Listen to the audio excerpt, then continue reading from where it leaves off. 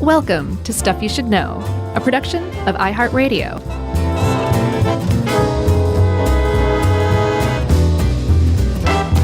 Hey, and welcome to the podcast. I'm Josh, and there's Chuck, and Jerry's here with us for oversight, and this is Stuff You Should Know. Just a couple of dudes talking menstruation. That's right. And it sounds totally normal when you say it like that. It sounded like the making copies guy. You sounded to me like Troy McClure.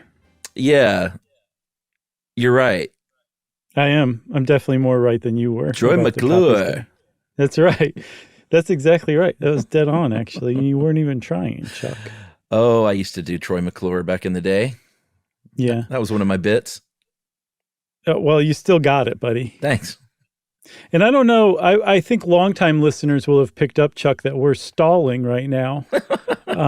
New listeners might be like, what are these guys doing and talking about? I'm never listening to them again. But hang on, wait, just chill out. We do this sometimes, especially when we're taking on a topic that we're only equipped to understand as researchers. Yes. I think is a good way to put it. That's a great way to put it. We are researchers. It's what we do. And anybody who researches something and with an open mind, I think is perfectly legitimate, in a perfectly legitimate position to talk about whatever it is.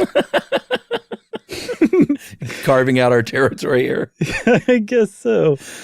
Yeah. But we're talking menstruation today. We are. And another bit of just upfront knowledge that we want to drop is we're going to use different terms. We're going to say girls. We're going to say women. We're going to say people who menstruate. Because we don't want to overlook the trans community. And even though, you know, most websites you go to will still say girls and women, we're going to just sort of interchange words here and there to cover all our bases and to be respectful of everybody. Yeah, another one will be menstruators. Yeah, we should just say menstruators, period. I guess so. Didn't even mean that. Wow, Chuck. Oh, So, I think that was really good to say. And it's not like, you know, I'm sure we'll fall into women, girls pretty frequently. And that's not to say that we are judgy or critical of the concept of men menstruating. It's just that it's a fairly new concept to us, and we're still getting used to it. So please accept our apologies in advance if we do that. And also for our younger listeners, especially the young girls who listen to our show, you know, in addition to our female puberty podcast, we did male puberty too, right? We did both. Yeah, we did both. This is something that, you know, I think is a lot of anxiety comes with, we'll go ahead and say the word menarche, which is the first period, the first menstruation cycle that someone can undergo. We've used that before. It's one of our favorite words from the early days of the show. From, I think, the totem pole episode? I think so. Because Native Americans celebrate the menarche, isn't that right? Menarche, that's right. But especially to those listeners, we just want you to know that we hope that you embrace this as the wonder of human biology that it is, because it's just an amazing thing that happens. And knowing more about it, I think, is just powerful for little boys, little girls, across the gender spectrum, and men and grown men and women alike. I suspect out of all those groups, grown men are the most childish about it. Probably know the least about it. But I think we're dying off slowly but surely, and we're being replaced by way cooler, smarter, with it people. So that's cool. It'll go away eventually. But what we're talking about is menstruation, which is, and again, we're going to say some stuff like 4 weeks is a menstrual cycle, a biological cycle. But we know that there are wide ranges of times. There are people who don't menstruate at all, or whose menstruation is occasional. There are all sorts of reasons for all these things. So we're using a lot of like averages and average terms here. So just know that going in. But it's roughly takes place every 4 weeks. And what is simply happening, which is amazing, is that the lining of the uterus, the endometrium, is getting ready to host an egg that is fertilized, and that thing sheds. And with that shedding comes blood and some tissue, and that's called menses. and it starts generally with that menarche, anywhere from 12 to 13. It ends generally at menopause, somewhere around 50 to 52, 53.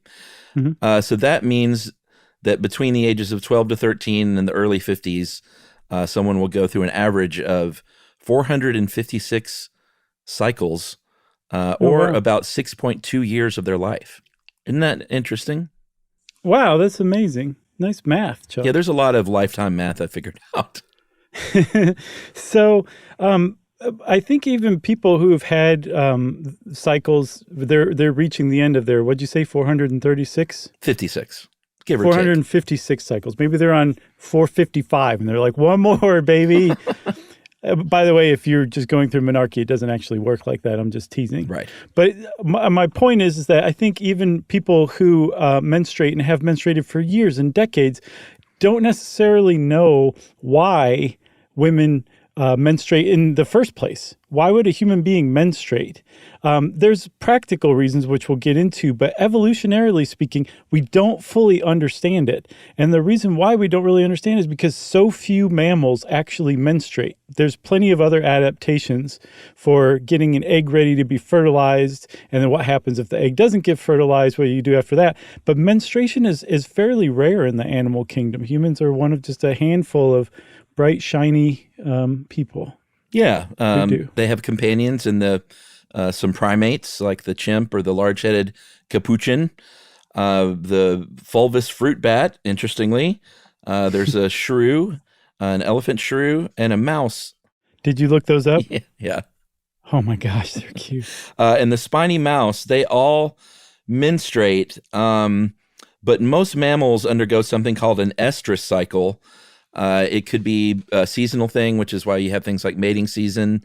In the case of some other mammals like cats, it's actually, or our friendly squirrels that we just talked about.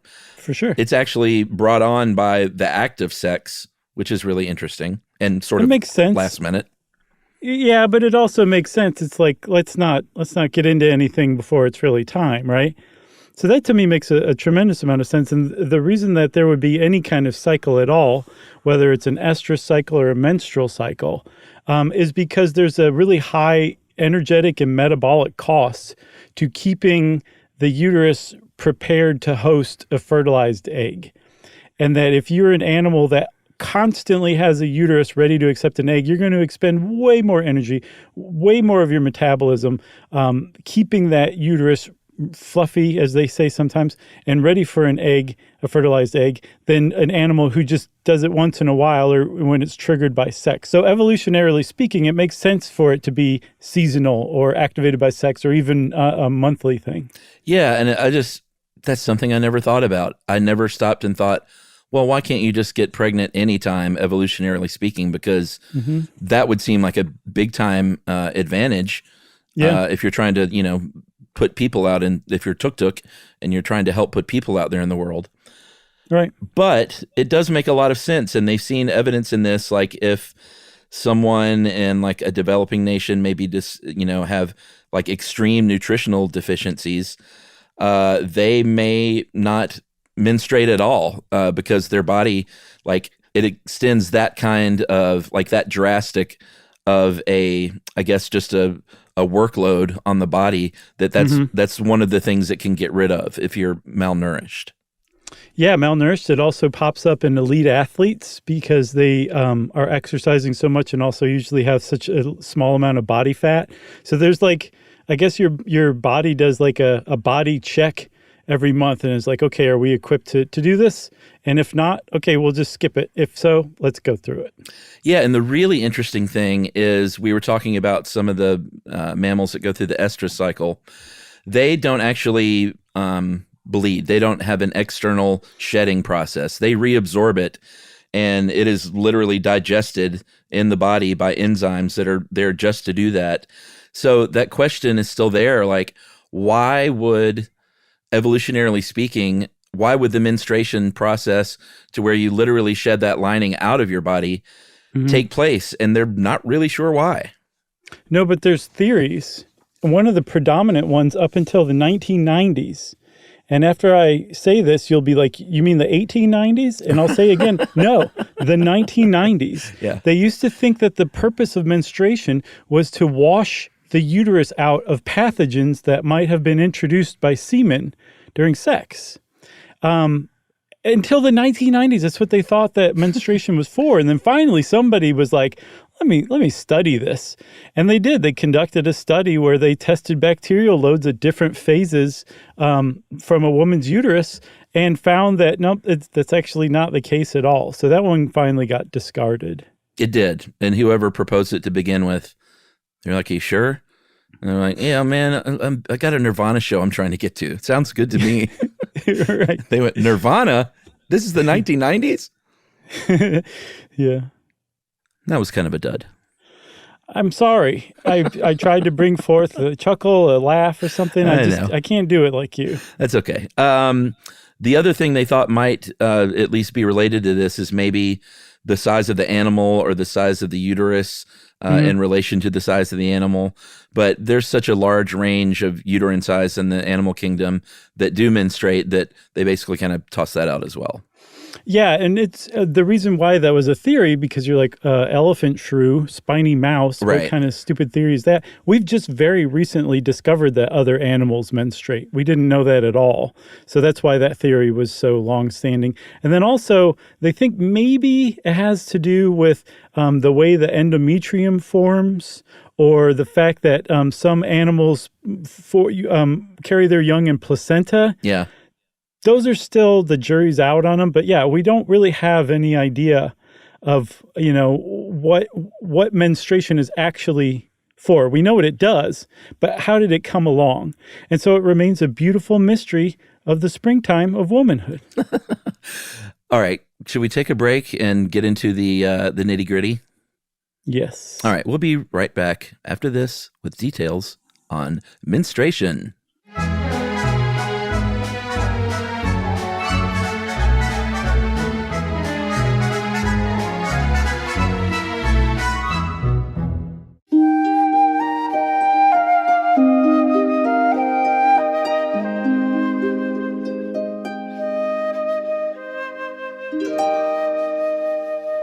Chuck, no one can see me right now, but I'm holding each elbow very tightly, and I didn't realize I was even doing it. I'm like, I'm really anxious right now.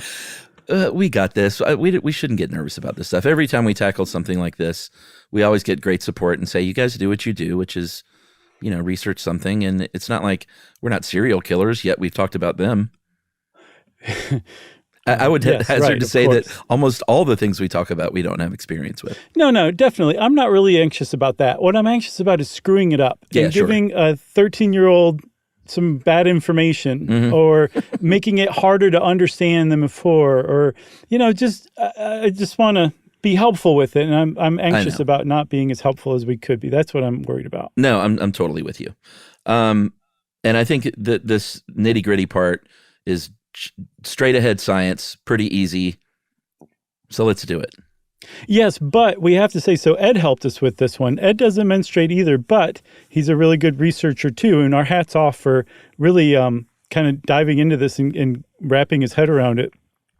But he points out something that is not commonly seen, but I researched it, and it's I guess the more clinical and medical you go, the deeper into it, the more it becomes apparent that the menstrual cycle is actually, what we think of the menstrual cycle is actually a couple of different cycles. And Ed did the clinical way and really broke it out into these two different cycles that are happening simultaneously and to the same end. Right. So we're talking about the ovarian cycle and the menstrual cycle.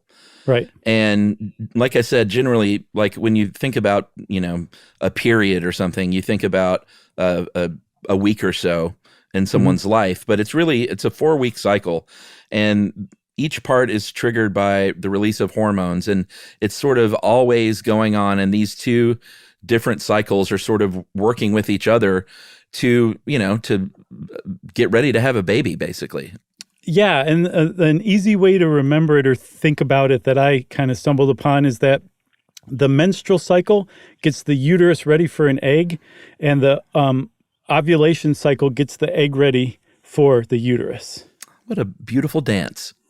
Thank you. You know? Well, I think so too. I wasn't crediting you with that. I was crediting biology and nature, but sure. Well, I consider myself God. I created all this. So in this case, we're going to describe it, and I think Ed does a good job of where he places us in the cycle as a listener, or in this case, as readers. Mm-hmm. But we're going to start at the midpoint of the cycle, right after the period has stopped. And at this point, like we said, the uterus, the lining has been shed. That would mean it's at its thinnest point at that point. And this is the beginning of what is known as the proliferative phase.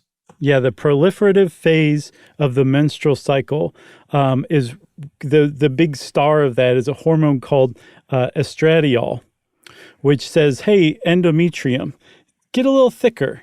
Double in size. Let's, how about we build some new arteries and blood vessels called spiral arteries to bring blood to all this new tissue that's being developed. New structures are being built. The cervical mucus, which is normally, well, kind of, yeah, or chill out, I think is a way to put it. The cervical mucus usually has a pH of 2.8 to 4.5, or sorry, 3.8 to 4.5, which is very acidic. And the pH raises more toward neutral, like around 7 during this time, which makes the uterus much more hospitable to sperm, because sperm thrive in about a 7 pH. They would die very quickly in the normal acidity of the uterus. So that's like, this is the process. It's like the very beginning of the phase of prepping the uterus for an egg, if it happens. That's right. And while this is happening, the ovarian cycle kicks in with the follicular phase. There are 2 ovaries, and they have hundreds and hundreds of thousands of eggs within these little sacs called follicles.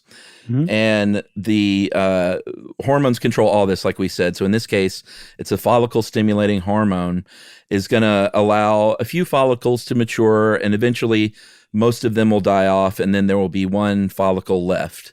That's in to rule them all. That's right, one to rule them all, and this lasts about 10 to 14 days. It's a little bit pre the proliferative. Man, that's such a hard word for me. Proliferative phase, the menstrual cycle, and that's also about 10 to 14 days. So as you can see, it's all sort of kind of syncing up. Yeah, I saw the follicular phase actually begins on day 1 of the menstrual phase. So it has a couple, up to maybe 5 or so days head start on the proliferative phase, but the 2 work in conjunction, right? Eggs starting to get ready, the endometrium or the uterus is starting to get ready too. That's right. Now we move on to 2 more fun phases with fun names. The luteal phase in the case of the ovarian cycle, and then the secretory or secretory phase. I would say secretory. Me too. And that's part of the menstrual cycle. Yeah, and they call the secretory phase that. It's not a secret. No, there's a lot of secretions going on. That's right. And this is when like those initial preparations that were begun in the proliferatory phase. See? Proliferative phase. It's a tough word. All those preparations that were like the very basic structure of the endometrium that was being developed really starts to fill out. And I said the womb is frequently referred to as being fluffy at this time. It's maybe doubled in size. It's much more hospitable to an egg. And then the reason it's called the secretory phase is the chemicals that are being secreted are all sorts of like proteins and hormones and other things that will sustain, carbohydrates too, that will sustain an egg. If a fertilized egg shows up in your uterus, all sorts of secretions are being fed into your endometrium so that the egg will be nourished as it grows into a little bouncing baby. That's right. Back to the luteal phase at this point, the follicle is going to rupture, and this is called ovulation. It's when the egg is released, and the egg travels down that fallopian tube toward the uterus. And if it becomes fertilized, it's, ideally, if everything goes right, in the wide end of the fallopian tube where it meets the uterus. You can also undergo what's called an ectopic pregnancy. That's when it implants on the outside of the uterus. Emily and I went through one of these with one of our miscarriages that leads to a miscarriage. It's a very, very sad thing, but also quite common. At some point, we should probably do a whole episode on miscarriages, because that is something that people don't talk nearly enough about. Yeah. And that happens like 25% of the time. And it's just not the sort of thing that people, bring up with one another. But once it is brought up among friends and family, more people start saying, oh, yeah, I had one. I had two. Yeah, I had three. Definitely. Sure. And it's all very sad stuff. So we'll cover that at some point. But I wouldn't have the daughter I have now had our life not taken us in that direction. So I can't imagine things any other way, It's like Garth Brooks said, Chuck, some of God's greatest gifts are unanswered prayers. You sure that wasn't Chris Gaines? Chris Gaines covered that Garth Brooks song in a head-spinning dose of postmodern irony. But at this point, if everything is going well, you have the egg, again, at the wide end of the fallopian tube. Yeah, so that's where it's fertilized. If it's fertilized, it goes whoop and falls into the uterus, where it sticks to the endometrium and gets secreted all over and nourished and fed with lots of carbohydrates and proteins, and there's hormones going berserk, and the pregnancy begins. That's if the egg is successfully fertilized. And we should say that ovulation phase is the shortest phase of this whole cycle. It lasts only 24 hours. That's how long you have for your egg to become fertilized into a blastocyst, is what they call it, which is a very unromantic name for a fertilized egg, but that's that. So you got 24 hours, and if that doesn't happen, the luteal phase keeps going. So you've got that follicle that the egg came out of, that turns into like this kind of conductor that's conducting the symphony that's going on in your uterus, that's making it just more and more hospitable for a fertilized egg if it shows up. So the egg has 24 hours, but the luteal phase keeps going on well beyond that 24 hours. It doesn't know immediately that there's like the fertilized egg isn't coming, so it keeps preparing for it as if it's going to for many days. I think something like a week and a half the luteal phase lasts. And then eventually they realize that the fertilized egg isn't going to show up. And so that follicle that's a conductor, that's putting out progesterone, suddenly just stops putting out progesterone. And all of a sudden, you have a huge imbalance between your progesterone levels and your estrogen levels. And it can make you extraordinarily irritable, sad, anxious, and a bunch of other stuff just a few days before your actual period starts. And that's what they call premenstrual syndrome, aka PMS. That's right. It is a very normal thing to happen. This is something that we could probably get a whole episode out of this. Mm-hmm. It can be very severe in some cases and be very disruptive in some cases. And when that is the case, it's called premenstrual dysphoric disorder. And it's funny, Emily and I were talking about menstruation, because I was researching this. And she just got back from the doctor, and they told her flax seed is can really aid with PMS symptoms. Oh, yeah? And, it's like, here we are, she's cruising up toward 50 years old and is, just learning this stuff right. about flaxseed. So there's always room to learn, I guess is what I'm saying. You said that the progesterone and estrogen are going to cease to be produced at this point. Mm-hmm. But what does happen is a substance called prostaglandin is going to come along, and it's going to constrict all those spiral arteries that made those connections to get ready for their big scene, and that's going to cause them to tear themselves apart. And it's going to, basically, you're not going to get the blood flow to the endometrium that you had going on. Mm-hmm. So it's going to start breaking down away from the uterine wall. And so that is the menses, that is the menstruation. And that's what's happening is those blood vessels, that's where the blood comes from. Right. And then the tissue is your actual endometrium, that lining of your uterus that was built up into like this fluffy, fertilized egg-loving habitat. That's no longer needed because the fertilized egg never showed up. So you got to get it out somewhere. And again, animals that go through estrus, they reabsorb this. Animals that menstruate get rid of it. They discharge it. And the reason why is because if you didn't, that stuff would build up awfully quick over the course of even just the first year you started to have periods. And also, as we'll see, it could cause you a whole host of health problems. So it's actually really good and really smart, evolutionarily speaking and biologically speaking, to have the menstruation phase of the menstrual cycle. And one of the things with that endometrium that I saw, Chuck, it can come out almost intact as a whole. Like it can come out in the shape of the uterus. Like the whole lining just comes out as in one chunk. It's very rare, but if you go look on the internet, it's actually a real thing. They're called decidual casts, like a cast of something. Not a cast of like a play, a cast of like you'd make of a statue. All right. So, I mean, that's it in a nutshell, right? Yeah, I would say even more than a nutshell. Like that's several nutshells worth. Acorn squash shell? I think that's good. But we should say that you wouldn't need an acorn squash shell to hold all of the blood that comes out, because typically when you go through the menstrual phase or the menstruation phase of the menstrual cycle, what you call your period, usually it only results in about 5 or 6 tablespoons of blood over the course of like 5 to 7 days. That's right. But it can come in inconvenient times. People can be caught off guard. And we'll talk about all that stuff. But first, let's get into some of the disorders and problems that can happen with the menstrual cycle, because it can be a very finicky thing. If you are someone who has just a super regular, very, straightforward menstrual cycle, then you should count yourself lucky, because it can go in all sorts of different ways. There's one way it can go called dysmenorrhea. And these are cramps, basically. There are changes to the uterus that can cause these muscle contractions. And that cramping is very normal. And I think most people who menstruate have some amount of cramping generally. But it can get really severe and also, as with other things, very disabling and disruptive. Right. There's also amenorrhea, which is where you just don't menstruate when you should be menstruating, at least biologically speaking, right? So they say that there's 2 kinds. Primary amenorrhea is after a girl who has turned age 15 still hasn't had her first period. That's primary amenorrhea.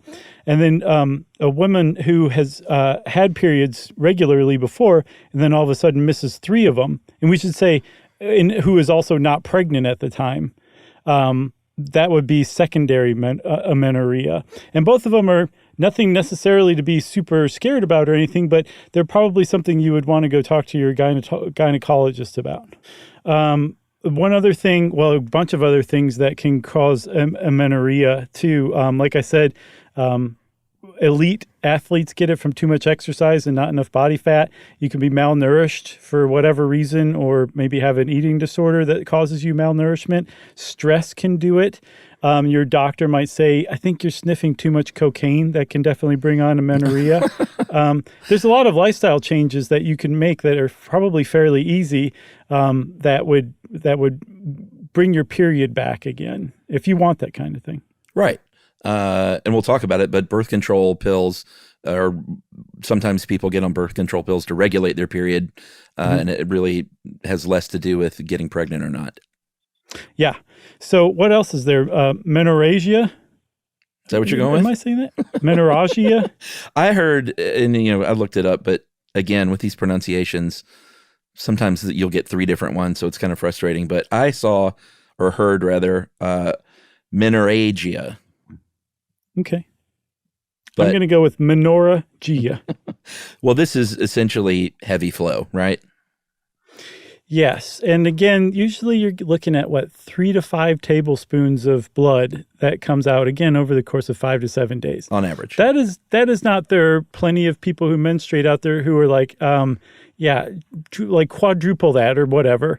There are people who have heavy bleeding, and either they bleed for longer, like beyond 7 days is considered menorrhagia, or if you apparently soak 5 sanitary products a day, or you soak 2 or more in 2 hours, you definitely have menorrhagia. And the 2 or more in 2 hours actually means you want to go to the emergency room because you're losing blood, don't forget. And there's all sorts of things that can happen when your blood levels drop, like iron deficiencies, like anemia, all sorts of terrible stuff. So you want to go to the ER if you're bleeding that often or that much. Yeah, you're probably passing more clots as well, and you're probably also going to be having much more severe cramps if you're undergoing menorrhagia. Sounds no fun. It does sound no fun. And I guess we should talk about dealing with periods. I mean, that's all part of it, right? Or should we take a break and do that? Yeah, I say we take a break, Chuck, and we come back all fists and elbows talking about dealing with periods. All right, let's do it.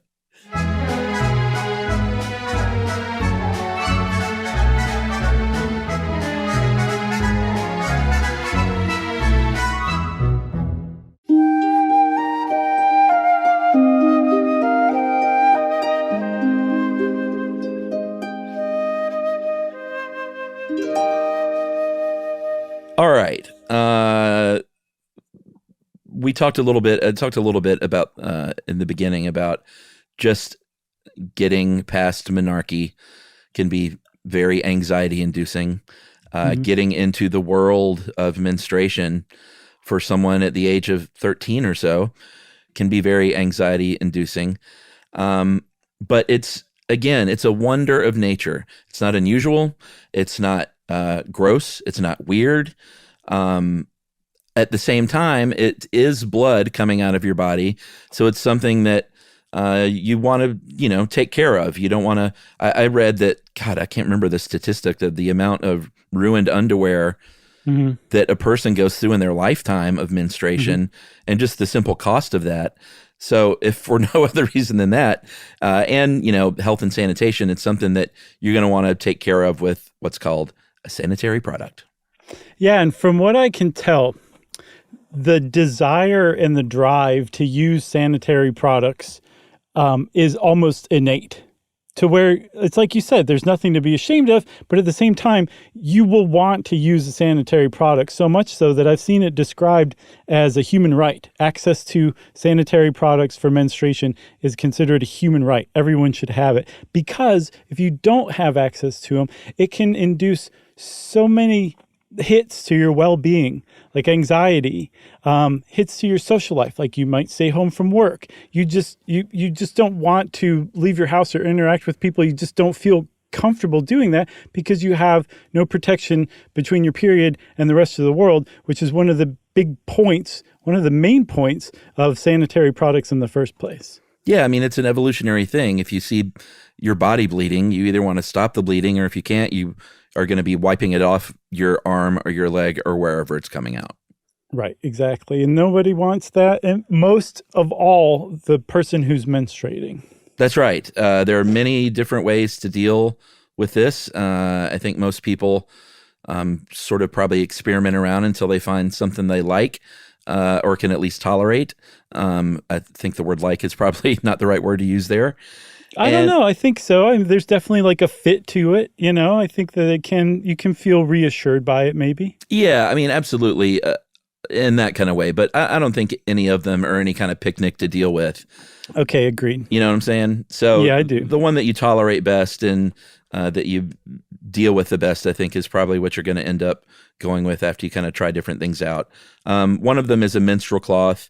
This is sort of the non-disposable diaper of the sanitary product world, in that it is fabric that is washed and rewashed and reused again. You're probably not going to see this used very often in, developed nations. It's mainly in places that are poverty stricken or in an emergency, or if there's like a refugee crisis going on. Right. If you take that menstrual cloth and you add wings to it, so that it stays fastened to the underwear, what you have is a reusable pad, basically. And with both of them, you can actually remove them after they become saturated, wash them out really, really well, and then reuse them. So they're reusable. And because they're reusable pads in particular are starting to see an uptick in use in countries like the United States, because environmentally speaking, they're way preferable to things like disposable pads and tampons. You also have the disposable pad and the tampon. These are the two, I think the two most common used in the U.S. Far and away. A pad is going to, have some absorbent material. There's going to be some plastics in there. There'll be an adhesive to hold it in place. In the underwear, these, like I said, are disposable, along with the tampon, which is a cylinder. It's also absorbent. This is inserted into the vagina and is going to soak up that menstrual blood on the inside before it actually leaves the body. And again, obviously disposable. And we'll talk about toxic shock syndrome in 1 second, but I did a little calculating, I went to websites that did the calculating for me because Sure. I would get it wrong. Yeah. And I was just wondering about costs. Like we hear about the pink tax, isn't that what it's called? Yes. Which is just sort of the amount of money that that women pay over their lifetime for stuff like this and other things that men don't have to pay for. And I think that they said for tampons, you're looking at close to $2,000 for a lifetime. Pads about $4,700 for a lifetime. Far and away the best deal going is the menstrual cup. This is a sort of like a bell-shaped cup that's flexible. It's usually like silicone, and this is reusable. It's washed through, and I think you're supposed to boil it like once a month. That's about. You're still not going to use that one for your whole life, but they say about $80 maybe over your life. And there are also menstrual discs. And the difference between a menstrual disc, and I think that they're newer than menstrual cups, if I'm not mistaken, but a cup sits in the vagina below the cervix and extends into the canal. It depends on the brand, of course, but the disc fits back into the vaginal fornix, which is where your cervical canal meets your cervix. Thank you, healthline.com, for that direct quote. Very nice. Menstrual cups, they're usually made of like silicone, and I saw that you use them for about 2 years before you need to get another one. They're also considered fairly green, especially compared to pads and tampons. But like you said, pads and tampons remain far and away the most popular sanitary products in the United States.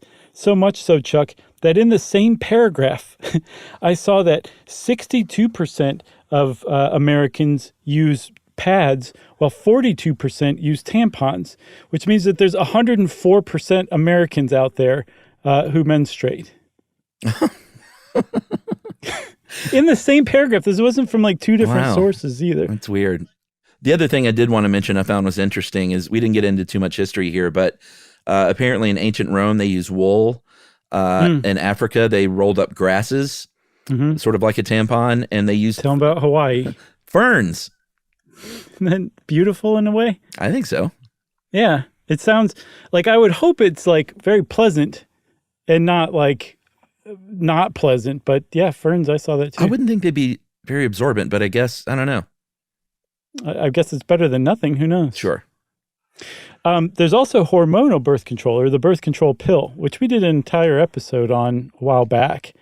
And you can actually prevent menstruation on birth control pills if you don't eat the sugar pills or placebo pills that fill up the week at the end of the pill pack. If you just jump right into your next birth control pill immediately, you won't menstruate. And the reason why is because those hormonal pills keep your estrogen levels nice and even. So there's no spike. And if there's no spike in estrogen levels, there's no signal to trigger the follicular phase or the luteal phase, because both of those phases, which are really important in dropping an egg, are triggered by estrogen. So if there's no estrogen spike, there's no egg that's going to come out of the follicles. Very interesting. Yeah. I'm sure we talked about that in birth control, right? I'm sure we had to too. Yeah. But apparently they've decided now once and for all that it's totally, if you're not trying to get pregnant, you could just stay on birth control constantly and never have a period if you didn't want to. And from everything gynecologists and biologists can tell, there's not really any ill effects that come out of that. It's Interesting. Supposedly safe to just do. Well, a minute ago, we mentioned toxic shock syndrome with a promise to go back to it. And this is something that can happen if you leave a tampon in too long. It is a pretty rough bacterial infection, and it can include, dizziness, vomiting, diarrhea. It can include organ failure and death. And it is a very specific toxic staph bacteria that can really grow and flourish in the fibers of a tampon. And this has led, a lot of people, especially, in politics, women in Congress, to say, hey, you know what? These tampons all have these proprietary constructions and what goes into a tampon. And we need to know, there needs to be more transparency here of what is in these things. I mean, it's generally thought to be like cotton and rayon and, quote, synthetic fibers. But like I said, each one is proprietary, so they don't release the ingredients. And these bills just repeatedly die on the floor and to spend years and years and still haven't gotten through, I don't think, right? No, that's absolutely the case. Supposedly in response, the pads and tampon makers have started to release more information about what goes into their products on their websites, but they also still point to the FDA. A lot of people don't realize this, but tampons are regulated as a medical device in the United States, which means the FDA supposedly tests them, verifies their safety, and makes sure that the stuff that's being sold in the U.S. is fully safe. Again, ostensibly, we've done plenty of episodes about how the FDA has dropped the ball here or there. But there is still kind of this ongoing struggle to find out exactly what is in tampons and pads. But yeah, again, the FDA regulates tampons at least. So I find that curious. It is curious.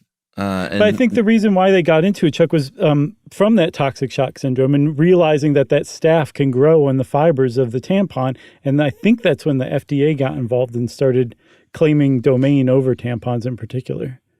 Interesting. And then, Chuck, we talked about all these different sanitary products, again, which is what they're called.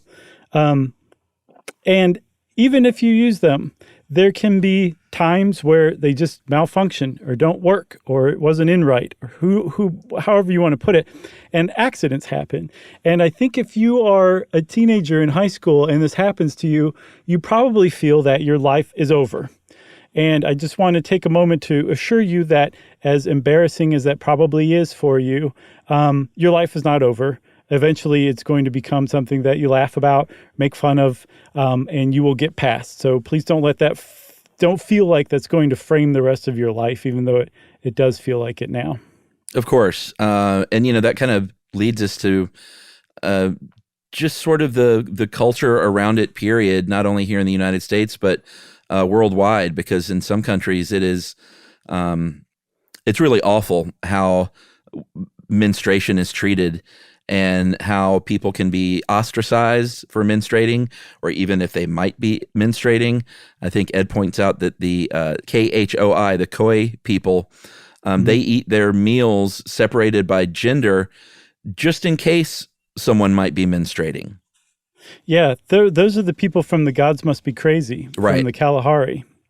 So there's that's a really good example of a very ingrained social taboo against menstruation that you find in undeveloped or less developed cultures. And, those of us in the West tend to be that's so undeveloped. Of course, there's a weird social taboo, but we should not judge so fast, because it was not very long ago that Europe had its own well-ingrained social taboos against menstruation as well, right? Yeah, I mean, we're talking, late 1800s, which is not that long ago. France, which you would think is a very advanced country, they barred women who were menstruating from working at food production jobs. Like if you were a winemaker, you had to take off and not work and therefore not get paid when you were menstruating. And as late as the 1890s in Britain even, there were doctors that refused to perform surgeries on women who were menstruating. Right. And so, I mean, there's reasons behind this. I think part of it is just simple misogyny. just a way to keep women feeling ashamed, feeling controlled by society. I think that's a big part of it. And then also definitely tied into it is the idea, I mean, there's blood. And, humans are just hardwired to not be comfortable at the sight of blood or want to go toward it or anything like that, So I think those combined probably at least partially explain where some of these social taboos came from and how they've remained for so long. Yeah, and this is there are some countries that actually celebrate it. We did talk about the monarchy being celebrated in certain Native American cultures. There are other countries where they really take care of women who are menstruating, whether it's like in Ghana, menstruating women have an umbrella that they sit under and little tents that they sit under so they can at least be in the shade when they're having their period. And you found another country too that did something similar, right? Well, it was a Native American indigenous group, the Ojibwe. Oh, okay. And they consider women who are menstruating actually on their period in that phase of their menstrual cycle as being spiritually powerful. Like this is a time where they might have visions, where they usually use it to self-reflect or to learn from elders. And they actually would seclude women who were menstruating on their period. They would put them in like these little houses that were purpose-built for it. But it wasn't to be like, ew, get away from us. It was like, you're in a really significant place right now, and you should go use this time to, again, reflect on yourself, reflect on, what you're learning from your elders, and just basically making the most out of this spiritually powerful, few days out of this month. Yeah, and I mean, it's great hearing those stories. There are far too many places, though, where it is the opposite. There's a term we should talk about briefly called period poverty. These are cultural barriers, political barriers, economic barriers to sanitary products, to services, to education. And they affect everything from hygiene to your job, to your health, to your education and going to school. And it's a problem in the world. And there are all kinds of great organizations that, if you want to help provide menstrual products to people in need, there are some great charities out there doing it. Just Google that, like menstrual product charity, and there are many of them. There's one called Freedom for the number 4 girls, but there are lots of them, and you should just check them out if that's something that you feel like is worthwhile, because it is. Yeah, I mean, it's a really easy thing to overlook in, the United States or Canada or Australia or the UK. And then it's especially easy to overlook in those countries as a man. Like, you just don't think about that kind of thing. Yeah. But even in those countries, people do experience period poverty. So, I mean, it's not like you're just helping people in less developed nations. Yeah.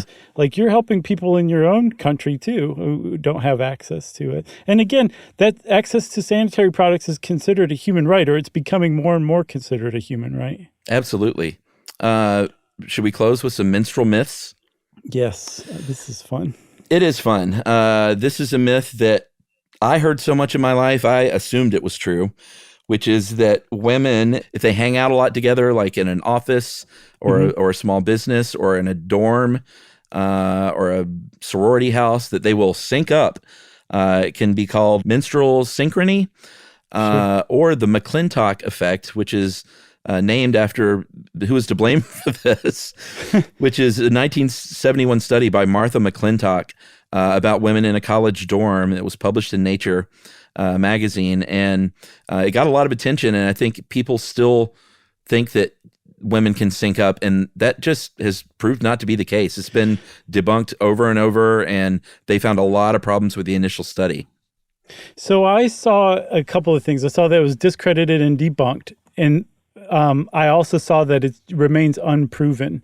And apparently McClintock's initial study was, left a lot to be desired. So her methodology was not really great. So the whole thing couldn't be reproduced using her exact methodology. But apparently, anecdotally speaking, it's so prevalent that like people just refuse to believe it just doesn't exist and say we just haven't figured out how to prove it yet.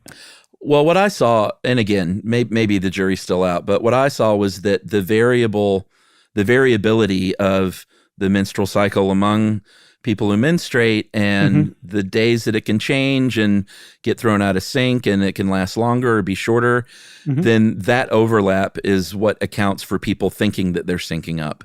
I see.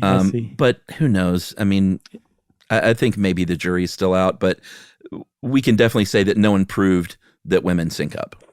That's fun. Right? Let's both say that, yes. What other myths are out there? Oh, we've got some good ones, Chuck. This is one that I didn't realize either. The idea that you can't get pregnant on your period. Newsflash, you totally can. Yeah. And really take that to heart. You can get pregnant in your period. And the reason why is if you'll remember back to what we were talking about when we kind of were doing the nitty gritty of the menstrual and ovulation cycles, they kind of overlap. So that follicular cycle starts when you start your period. And if you have a short follicular cycle, you might drop an egg pretty shortly after you stop your period. That's fine and dandy. The problem is sperm is viable for up to 5 days in the human body, in a woman's body. So if you drop an egg and there's sperm that's hanging out on day 5, it can fertilize that egg, even though you're still on your period. You had sex while you were on your period. That's right. So again, you can get pregnant on your period. Very important if you're just getting started in your sexual life to understand this, or at any time in your life. Yeah, I was going to say, or you don't want a big surprise, in your midlife. Right. What about sharks and bears? Despite what Steve Carell said in Anchorman, which is one of the very funny scenes. It really is. Apparently some people think that's true. And what's weird is there was a 1988 study that was conducted that the National Park Service hosts on their website or mentions on their website that said that it's entirely possible that a period could attract bears because bears have such an amazing sense of smell. But that they would not be any more attracted to that odor than any other odor that might attract them. So it's not like you're just guaranteed to be attacked by a bear if you go into the woods while you're menstruating. Right. Like the bear smells, it might as well be a uneaten Hot Pocket to a bear. That's the equivalent of menstruating as far as bears are concerned. Did you see the part about polar bears, though? No, huh? They did. This was on the same NPS site.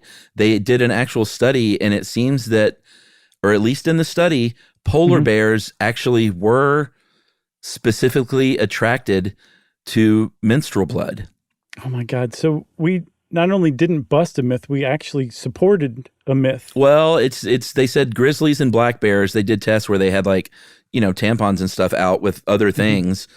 And the grizzly bears and black bears didn't really care, but the polar bears did. And I don't know how foolproof that study is, but they basically said the jury's still out on polar bears. And polar bears are just super aggressive anyway. They're one of the only animals that will stalk a human. I think polar bears, lions, and I think there's one more, but so that it may be due to that, but jury's still out on that. I think sharks is a definite no, right? Yeah, from what I saw. From what our friends at U by Kotek say, it's definitely no. Is that where that was from? That's where that one came from, yeah. Oh, goodness. Just a couple more things to button up before we go. We definitely didn't want to scare you about toxic shock syndrome. It's actually exceedingly rare. I think there's something about 50 to 80 cases a year. And you can stay on top of it by staying on top of changing your tampon regularly. I think no longer than 8 hours. And then also don't use one that's more absorbent than you need because, again, they proliferate on the fibers. So more fibers means more chance for that bacteria to proliferate and create those toxins. That's one. And then also one other thing, even if you're not worried about getting pregnant on your period, you can still catch sexually transmitted diseases on your period. So you should be wearing a condom in that case anyway. That's right. Good job, buddy. Thank you. Good job to you. There's also a tampon shortage going on right now, Chuck. Did you see that? I did. There's a lot of things that there's a shortage of right now. So that's obviously worrisome, especially with these organizations that try to send these to places where they really, really need them. Yeah, for sure. But there's few shortages that can be attributed to Amy Schumer. And this one has been, at least in part. There's a big Tampax ad campaign featuring Amy Schumer that Tampax said was so colossally impactful, and sales went up so high that they blamed part of the tampon shortage on that ad campaign. I'd buy anything Amy Schumer told me to buy. I love her. Sure. She's America's greatest national treasure. She's one of them. She's better than the Declaration of Independence and Abe Lincoln's hat rolled together. Which is what some people used as tampons during the Civil War. That's right. Nice. You got anything else? I got nothing else. All right, Chuck. Way to go, buddy. We did it. And since I just said that, it's time for listener mail. We had our drowning episode run on our Saturday Selects recently and got a lot of people writing in again about that. Mm-hmm. And this is a water safety PSA from someone who worked as a lifeguard. Her name is Ella Feinberg, and Ella says a couple of things, one of which is water wings are not safe. Parents, and these are the things that the parents put their little kids in, that goes around their chest and then their arms. They're called floaties. You know, they put their little tiny arms through there. Sure. Many parents think they're legit flotation devices. I don't blame them, but they don't secure onto their arms very well. And there's a very real risk that if a kid goes under, the water wings will float up to their wrists and not do anything to keep their actual head above water. That's not good. And newsflash, you can't breathe if your hands are above the water. That's the second newsflash of this episode. If only your hands are above water, I should say. Right. And here's another newsflash. Ella says something you didn't mention is if you are not a strong swimmer and you don't have a flotation device with you, do not help someone who is drowning. And it fights probably most people's instinct, but you see stories all the time about two people drowning instead of one person drowning. Yeah. Or, you know, maybe causing that person to even drown quicker because you're not a good swimmer. But Ella says, just reiterates a few different times, just do not attempt to rescue a drowning victim if you can't swim very well yourself. Call your local emergency number, wait for someone, go screaming for help, and fight that instinct. And that is from Ella Feinberg, former lifeguard. Nice. Thanks a lot, Ella. I think you really did some good work here, and we appreciate you. And hello to your husband, because they listen together. Nice. Well, if you want to be like Ella and share some really great, important information, we would love to share it with everybody else. You can share it with us via email at stuffpodcast@iheartradio.com. Stuff You Should Know is a production of iHeartRadio. For more podcasts from iHeartRadio, visit the iHeartRadio app, Apple Podcasts, or wherever you listen to your favorite shows.